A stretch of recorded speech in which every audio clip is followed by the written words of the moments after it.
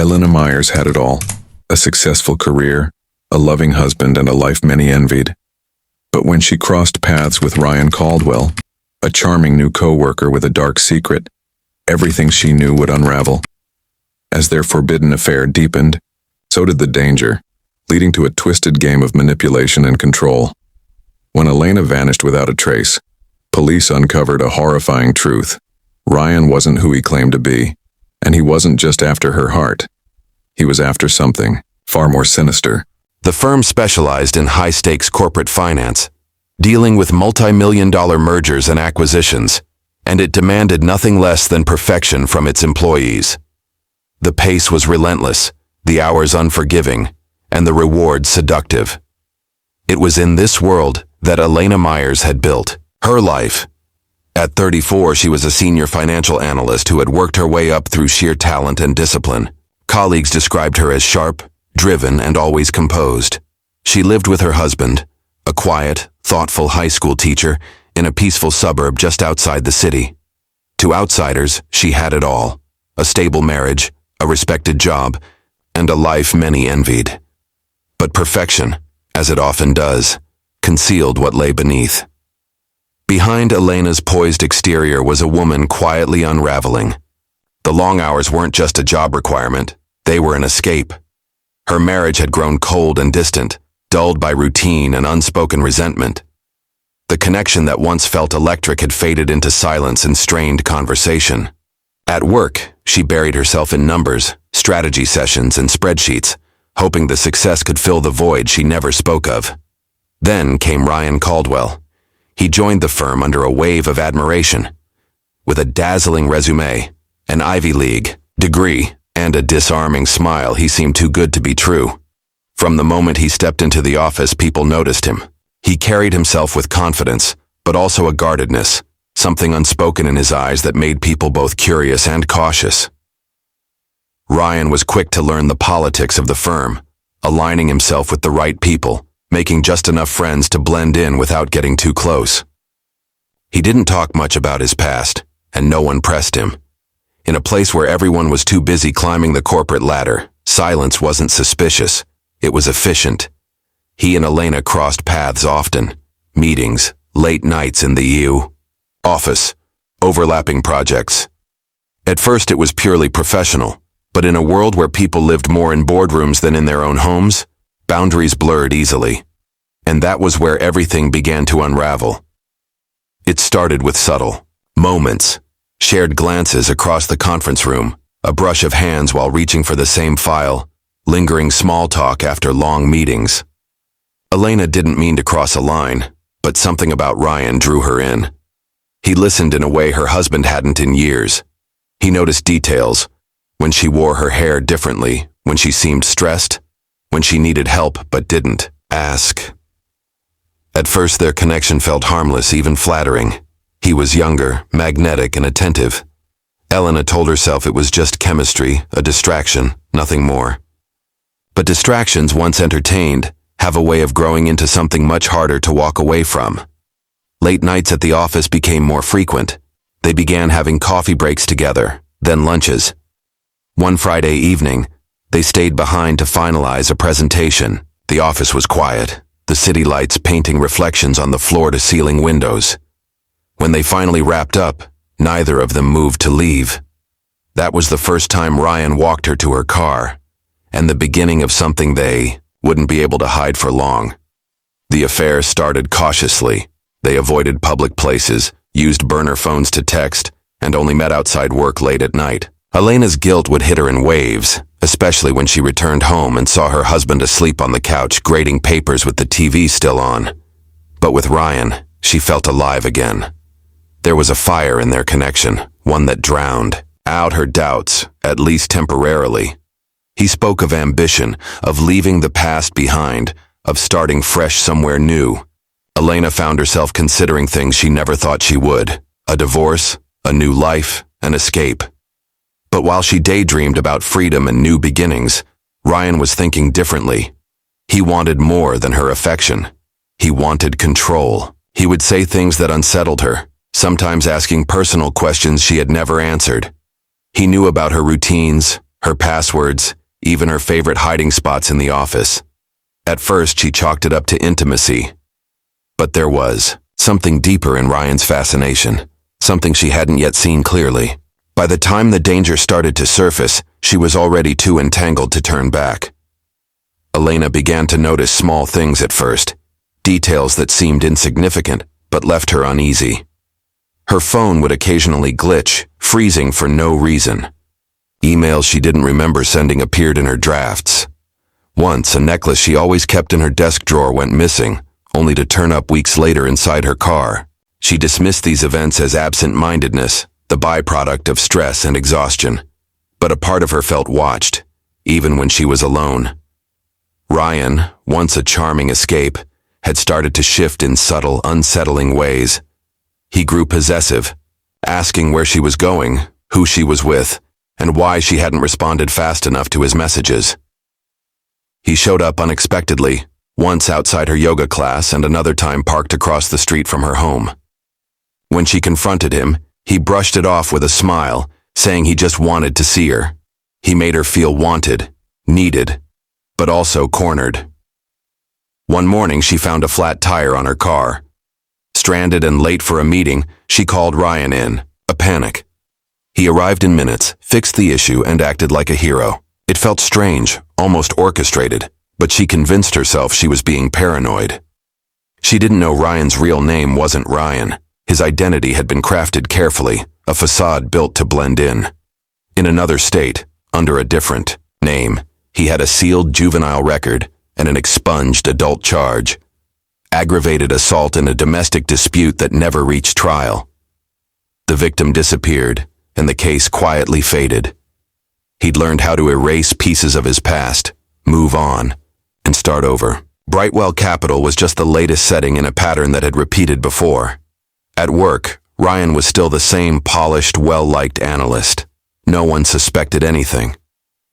Elena, though growing increasingly nervous, kept the truth hidden. Her fear was masked by routine.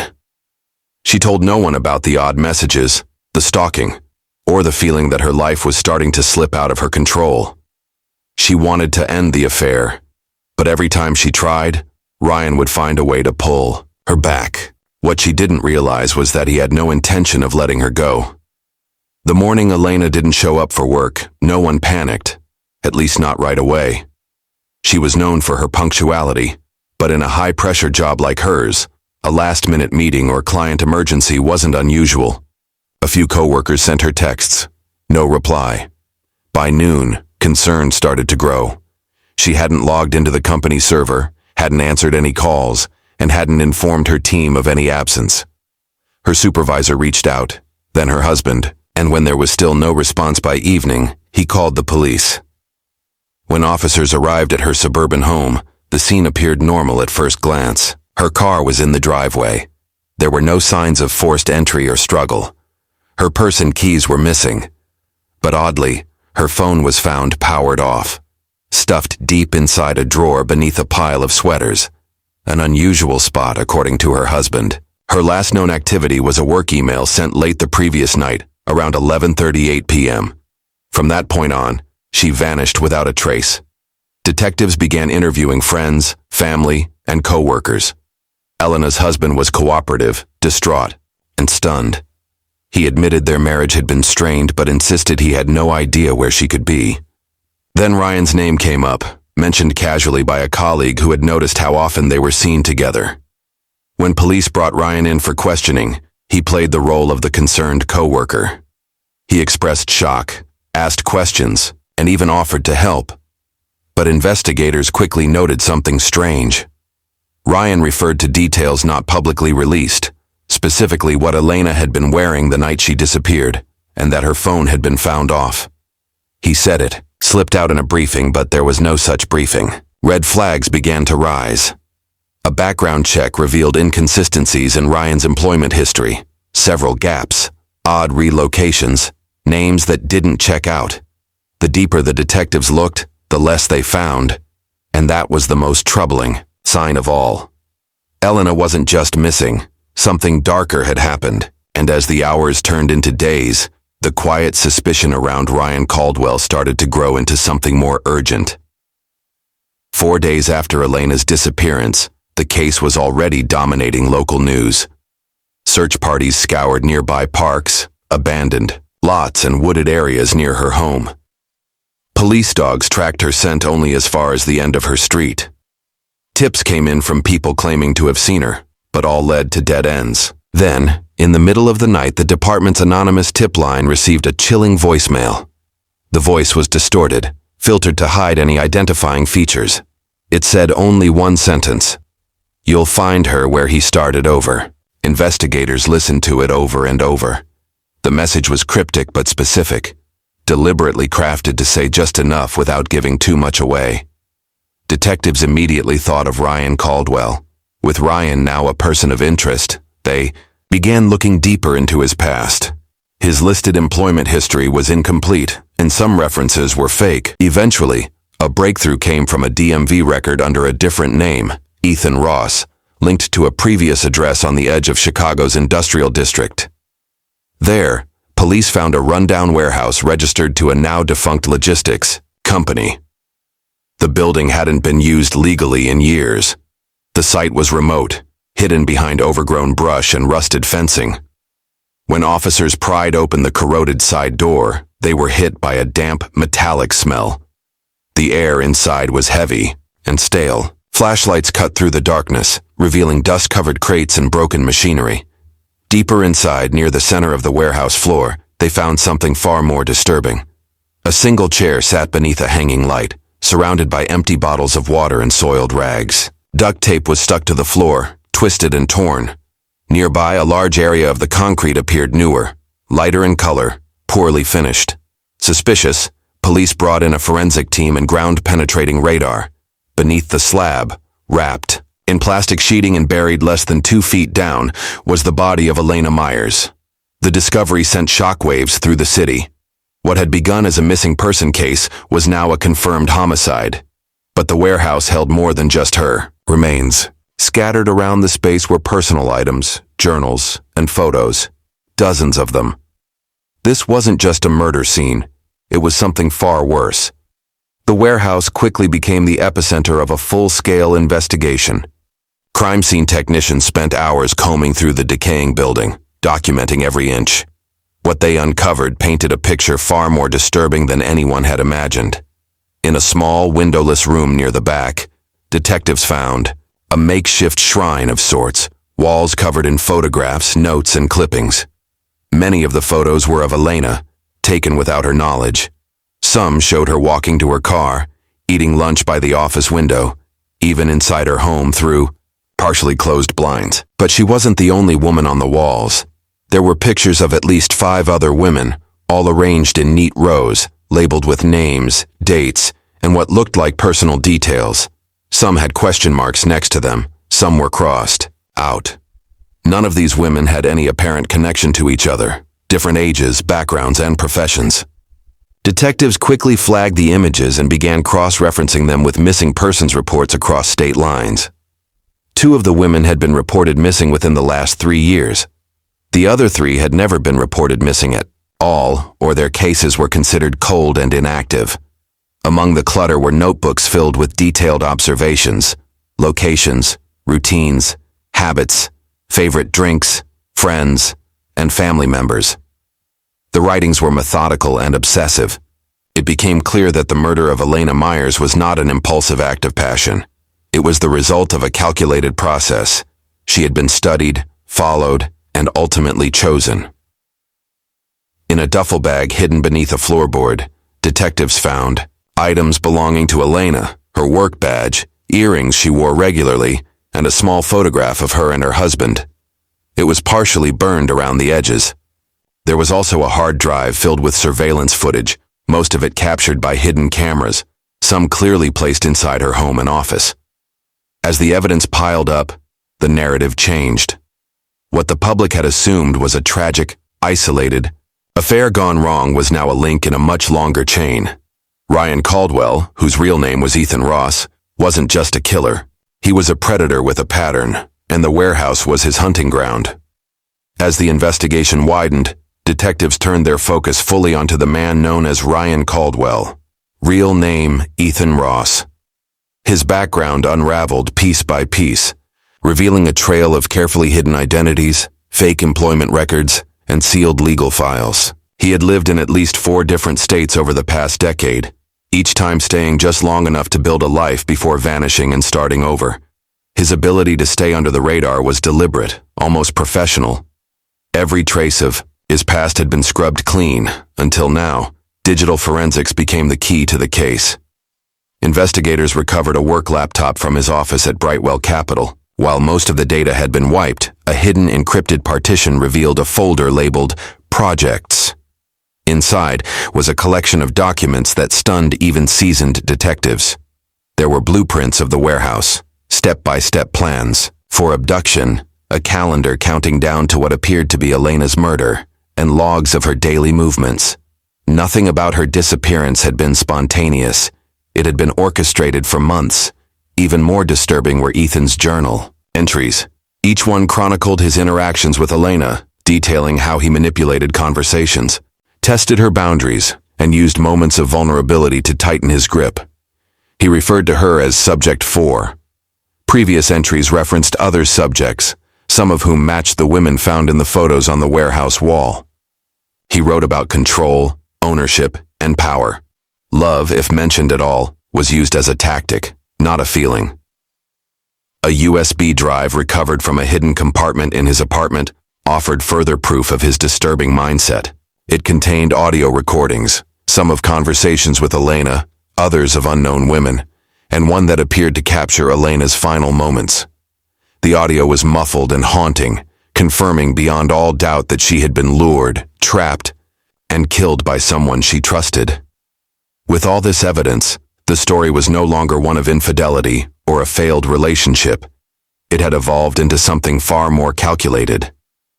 Ethan hadn't just planned to kill Elena. He had prepared for it.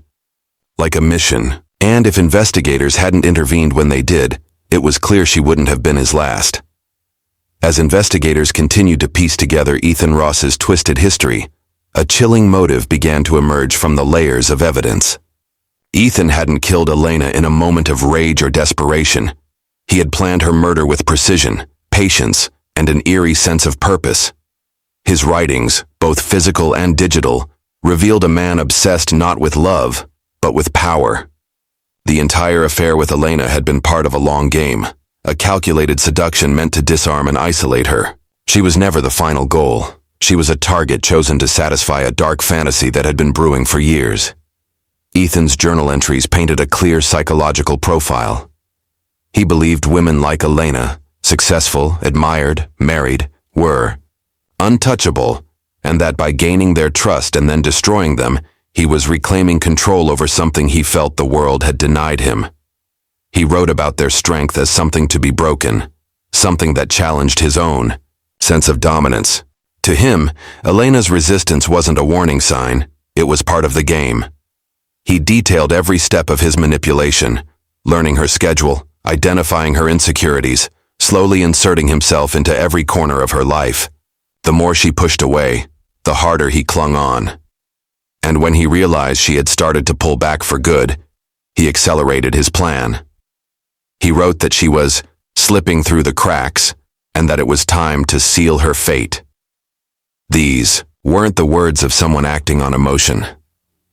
They were the confessions of a predator who viewed his victim as nothing more than a piece in a twisted story he controlled from beginning to end.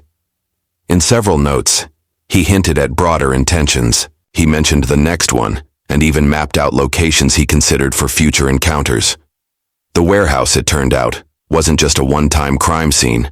It was meant to be a recurring space, a stage for a series of horrific acts he had only just begun to execute. Elena's murder was not a tragic mistake. It was the first completed step in a larger, far more terrifying plan. If police had not intervened when they did, Ethan Ross would have continued his cycle, and no one would have known until it was too late. Ethan Ross's arrest came swiftly after the discovery of Elena's body, but even then, he maintained an eerie calm. When police arrived at his apartment, he didn't resist. He didn't shout or protest. He simply allowed himself to be handcuffed, his face expressionless, as though he had expected this moment for a long time. In the interrogation room, he remained silent for hours, offering no explanation or defense. His silence was unnerving, a stark contrast to the barrage of evidence that painted him as a cold, methodical killer. For a while, it seemed as though he would never break, but detectives weren't looking for confessions. They were looking for patterns. The breakthrough came when they confronted him with the journals and the disturbing photographs found in the warehouse. His reaction was telling. His eyes flickered to the images of the women, some still missing, others barely alive in his twisted archive. And for a brief moment, a flicker of something crossed his face. Not guilt, not remorse, but something like satisfaction. That was when his stoic facade began to crack. Over the next few hours, Ethan spoke in fragments, offering bits of information that only deepened the horror of his actions. He confessed to planning Elena's murder for months, detailing the way he'd studied her every move, learning how to gain her trust and use her vulnerabilities against her. He spoke of her as though she were nothing more than a project, a piece of a larger puzzle he was constructing.